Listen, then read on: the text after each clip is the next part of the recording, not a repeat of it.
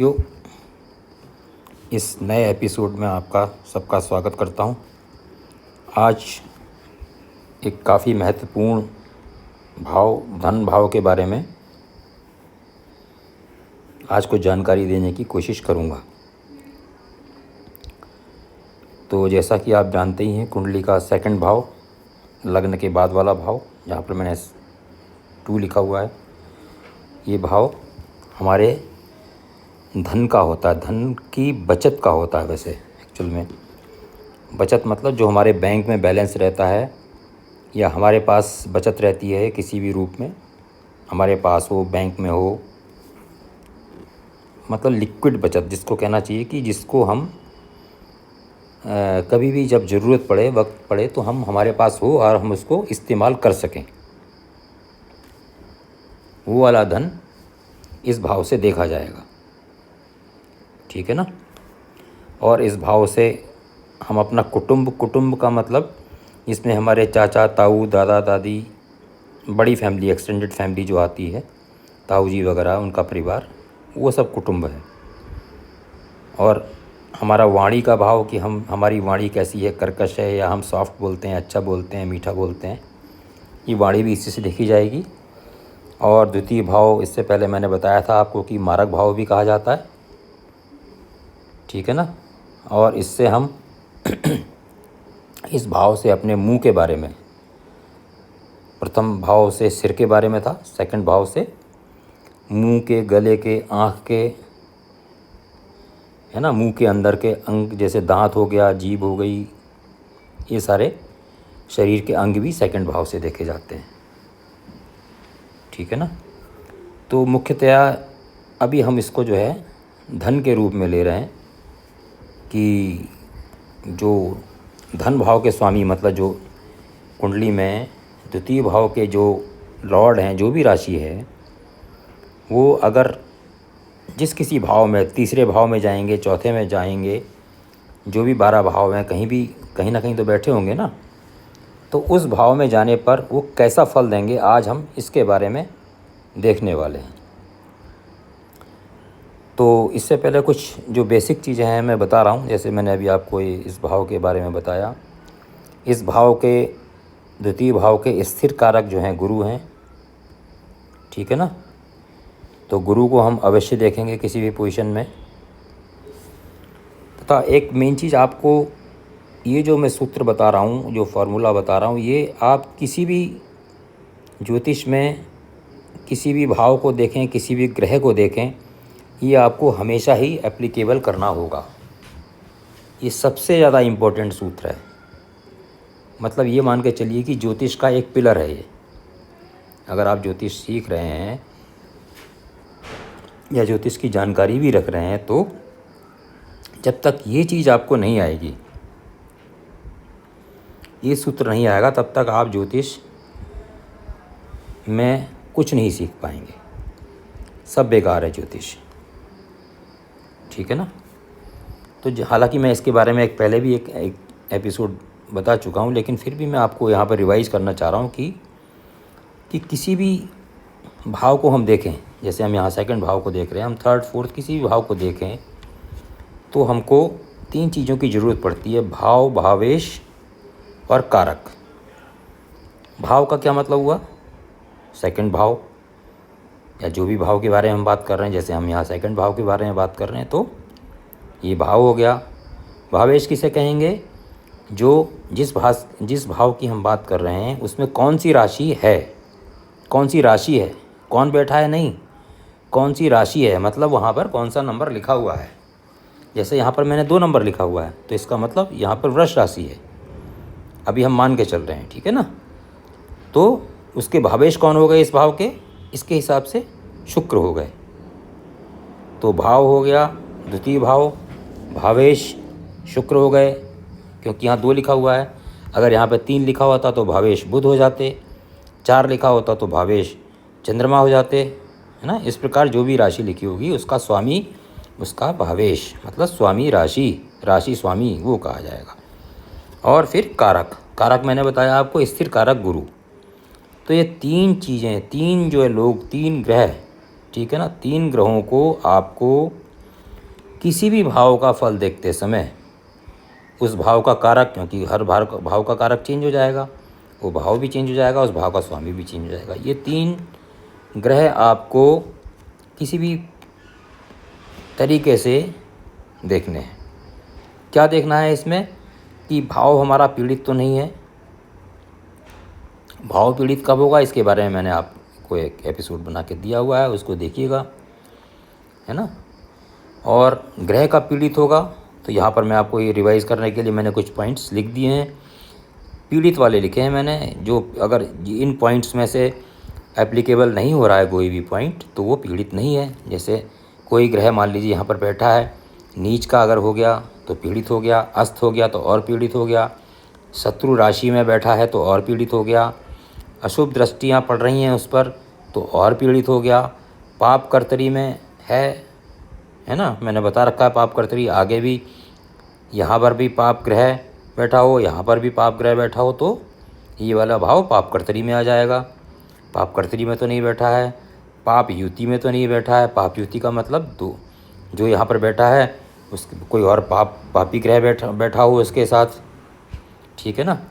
या इस ग्रह का स्वामी जो द्वितीय भाव है, इसका लॉर्ड या भावेश 6, 8, 12 में तो नहीं बैठा है, ये छठा भाव हो गया, ठीक है, ये छठा भाव हो गया, ये 8वां भाव हो गया, ये 12वां भाव हो गया, यहाँ तो नहीं बैठा है। या इसके स्वामी तो यहाँ नहीं बैठे हैं, छठे का स्वामी तो यहाँ नहीं बैठा है बुध, 8वें का स्वामी मंगल तो यहाँ नहीं बैठा है, या 12वें का स्वामी गुरु तो यहाँ नहीं बैठे हैं। तो ये भी हम देखेंगे। जितने ज़्यादा एप्लीकेबल होंगे इस पीड़ित में, इस जो मैंने लिस्ट में दिए हुए हैं, उतना ज़्यादा ग्रह पीड़ित हो जाएगा।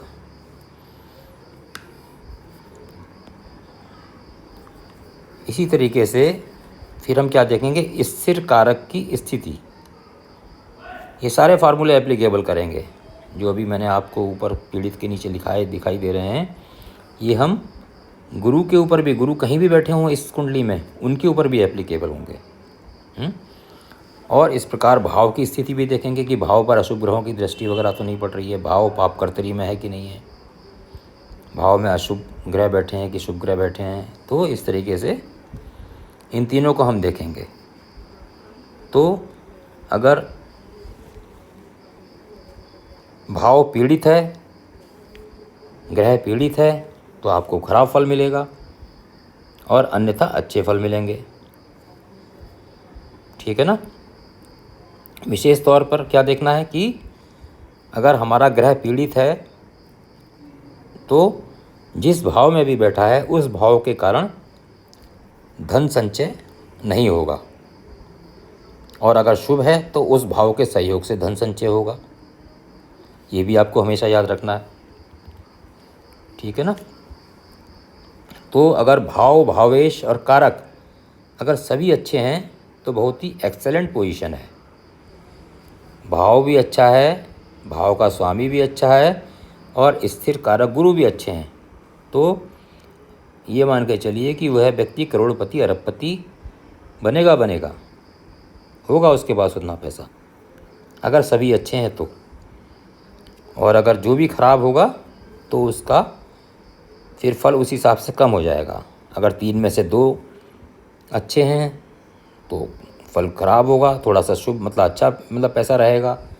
2 खराब हो गए तो बहुत कम पैसा रहेगा। 3 खराब हो गए तो दरिद्रता आ गई, समझ लीजिए वो व्यक्ति दरिद्र रहेगा, पैसा तो छोड़ दीजिए दरिद्र रहेगा, ठीक है ना।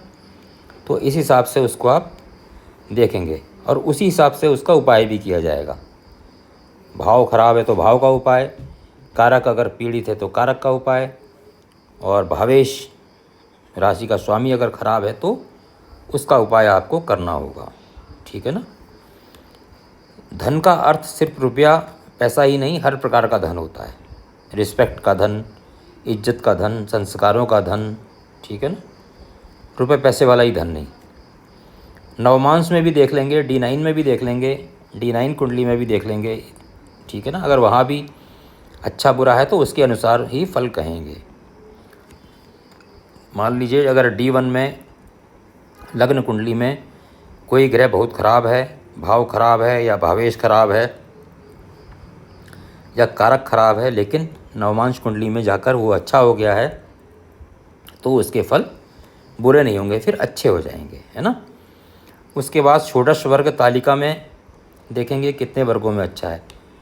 जब आप सॉफ्टवेयर में देखेंगे तो इसमें एक षोडश वर्ग तालिका दी हुई होती है, तो उसमें हम उस स्वामी को जो भी हमारा भावेश निकला है देख लेंगे कि कितने वर्गों में अच्छा है। अगर ज़्यादा पोजीशन में अच्छा होगा, 16 तालिकाओं में से 8 से ज़्यादा में अच्छा होगा, 10 में अच्छा होगा, 12 में अच्छा होगा, तो अच्छी जगह उसका अच्छा धन होगा, अच्छी जगह खर्च होगा, इन्वेस्टमेंट अच्छा होगा, उसके पास अच्छे पैसे होंगे। और अगर 8 से ज़्यादा में ख़राब है तो उसका फिर निगेटिव इम्पैक्ट होगा। कारक प्लस भावेश की युति हो तो या संबंध हो तो अच्छा योग होता है, ठीक है ना।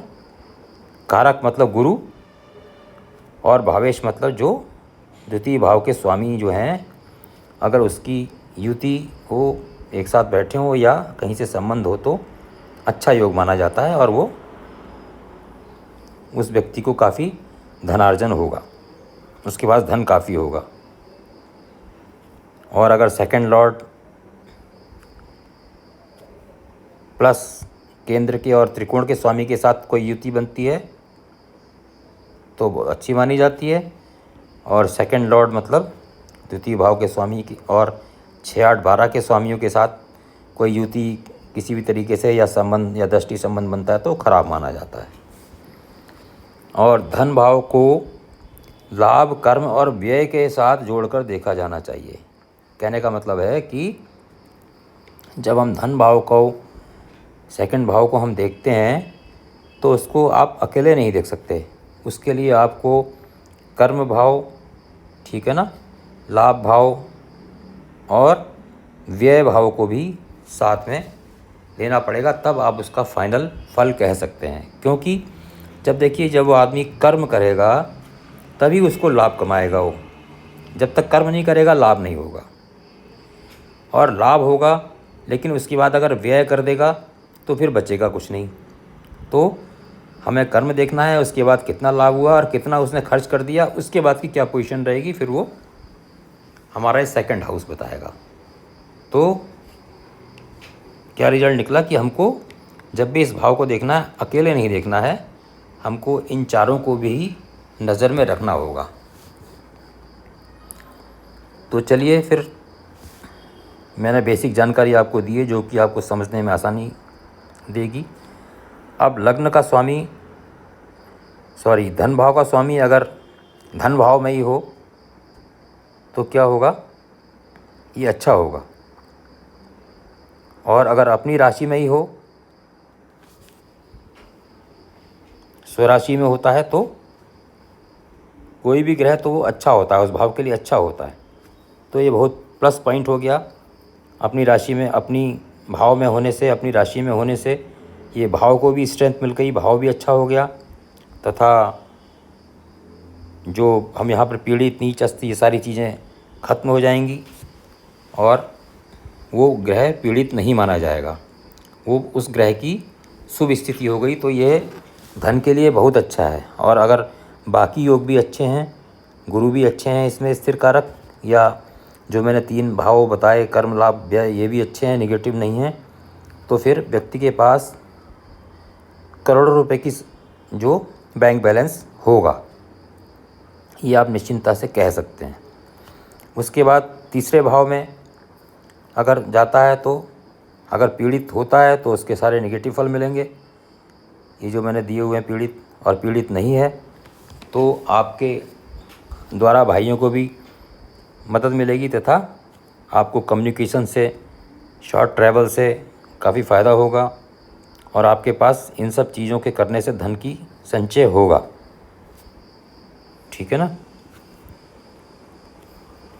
उसके बाद 4th हाउस में जब जाएंगे तो आपको 4th हाउस में अगर आपका ये सेकंड हाउस पीड़ित है तो आपको नुकसान होगा, आपके पैसे जो हैं आपके परिवार के ऊपर खर्च हो जाएंगे या और चीज़ों पे किसी भी खर्च होंगे, आपके पास बचत नहीं रहेगी।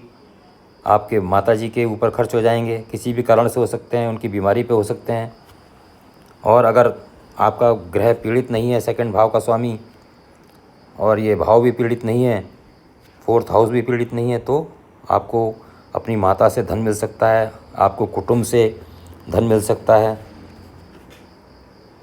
आपको ज़मीन का इस तरह का कुछ भूमि से या भवन से, पेरेंटल कोई इस तरह की भूमि हो, वहाँ से भी आपको धन की अच्छी प्राप्ति हो सकती है। फिफ्थ हाउस में अगर आपका धन का भाव का स्वामी जाता है तो आपको अपने संतान के माध्यम से, जब संतान आपकी पैसे कमाने वाली हो जाएगी, आपको धन की प्राप्ति हो सकती है। या आप किसी कॉलेज में टीचर, प्रोफेसर वगैरह इस तरह का कुछ शैक्षिक एजुकेशनल कुछ आप बन सकते हैं और उससे धन अपना कमा भी सकते हैं और बचत भी कर सकते हैं। और अगर यहीं पर सेकंड हाउस का स्वामी पीड़ित हो गया, ख़राब हो गया, या फिफ्थ हाउस ख़राब हो गया, तो आपको जो है संतान के ऊपर आपका जो धन खर्च हो जाएगा और आपकी बचत नहीं हो पाएगी। ठीक है ना। इसी प्रकार सिक्स्थ हाउस में जाने पर, यहाँ पर जाने पर आपको बैंक से बहुत बड़ा कर्जा लेना पड़ सकता है, व्यापार के लिए या रोग के लिए।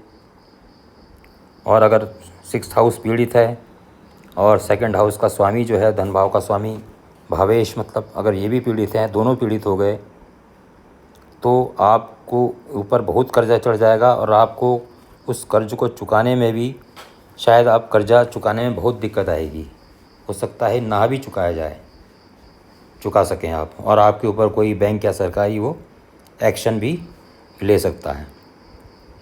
तो इस बात का अवश्य ध्यान रखना है। और अगर ये भाव अच्छा हुआ, सिक्स भाव भी अच्छा हुआ, शुभ दृष्टि हुई, इसमें पीड़ित नहीं है, और सेकंड भाव भी अच्छा है, और इसका स्वामी जो भावेश अच्छा है, पीड़ित नहीं है किसी भी तरीके से, जो मैंने पॉइंट्स बताए हैं, तो आप भले ही आपको कर्जा भी बहुत आसानी से मिल जाएगा, और आप जो है उसमें से उसको चुका भी बहुत अच्छी तरीके से देंगे, और काफ़ी अच्छी बचत भी आपकी जीवन में रहेगी, और आप करोड़ों अरबों रुपए में आप उसमें खेलेंगे। सप्तम भाव में जब आपका धन भाव का स्वामी जाएगा तो आपको अपने स्पाउस के माध्यम से धन बचत करने में या उसमें उनका सहयोग मिलेगा। और अगर आपका शुक्र अच्छा है, शुक्र इसीलिए बोला मैंने क्योंकि सप्तम भाव के कारक शुक्र हैं, शुक्र अच्छा है आपका, सप्तम भाव पीड़ित नहीं है और द्वितीय भाव भी पीड़ित नहीं है, तो आपको अपनी पत्नी के माध्यम से या पति के माध्यम से, जो भी एप्लीकेबल हो, काफ़ी आपको बहुत ही ज़्यादा फ़ायदा होगा, बहुत ज़्यादा बचत कर पाएंगे, बहुत आपका बैंक बैलेंस होगा, और आपको भी व्यापार में उनको साथ लेकर चलना चाहिए, और उनको चलने में आपका व्यापार या जो भी आप कारोबार वगैरह ऐसा फ्लोरिश होगा, ऐसा आपको समझना चाहिए। और इसके अपोजिट होने में, मान लीजिए सातवां भाव पीड़ित है, शुक्र पीड़ित हैं, तो फिर आपको आपके धन को संचय करने में, आपको आपके जो लाइफ पार्टनर हैं उनके कारण आपके धन को संचय आप नहीं कर पाएंगे। उनके किसी भी कारण से आपको जो आपका संचित धन है वो सब खराब हो जाएगा, ये मान के चलिए। अब आठवें भाव में चलते हैं। अगर आठवां भाव हमारा अच्छा है, पीड़ित नहीं है, और द्वितीय भाव के स्वामी भी पीड़ित नहीं है, तो आपको पैतृक संपत्ति का लाभ होगा। आपको कहीं से भी पैतृक संपत्ति मिलेगी, या आपको कहीं से भी इंश्योरेंस का पैसा या आकस्मिक कोई पैसा जिसके बारे में आपको पता ना हो, वो पैसा अवश्य मिलेगा। आपके कोई रिलेशन वाले हों, वो आपको दे दें। किसी का मान लीजिए बच्चा नहीं है कोई, तो आपको ही वो कह दे कि भाई आप उनके कुछ लगते हैं कि मैं अपनी सारी संपत्ति या अपना सारा धन इनको देना चाहता हूँ, या वसीयत लिख जाएं या विल लिख जाएं। अगर ये आठवां भाव आपका अच्छा है, अच्छा का मतलब अशुभ नहीं है, पीड़ित नहीं है, और सेकंड हाउस का जो स्वामी है वो भी अच्छा है, और गुरु भी अच्छे हैं, तो आपको अवश्य ही अचानक ही कहीं से धन की प्राप्ति होगी। और अगर ऐसा नहीं है, दोनों पीड़ित हैं, भाव अधिकतर पीड़ित हैं, तो आपको पैतृक संपत्ति लेने में या आपके धन को अचानक नुकसान हो सकता है। कोई दुर्घटना आपके साथ ऐसी घट सकती है जिससे आपको आपका जितना भी धन संचित किया हुआ है सब बर्बाद हो सकता है। ठीक है, तो ये बात आपको अवश्य ही देखनी चाहिए। तो साथियों, ये एपिसोड काफ़ी लंबा हो गया है और जो बाकी के 1 2 3 4 5 6 5 भाव, 1 2 3 4 5 जो 5 भाव बचे हैं, इसको मैं सेकंड पार्ट में लूँगा। उसको भी आप अवश्य देखिएगा। तब तक आप सब लोगों को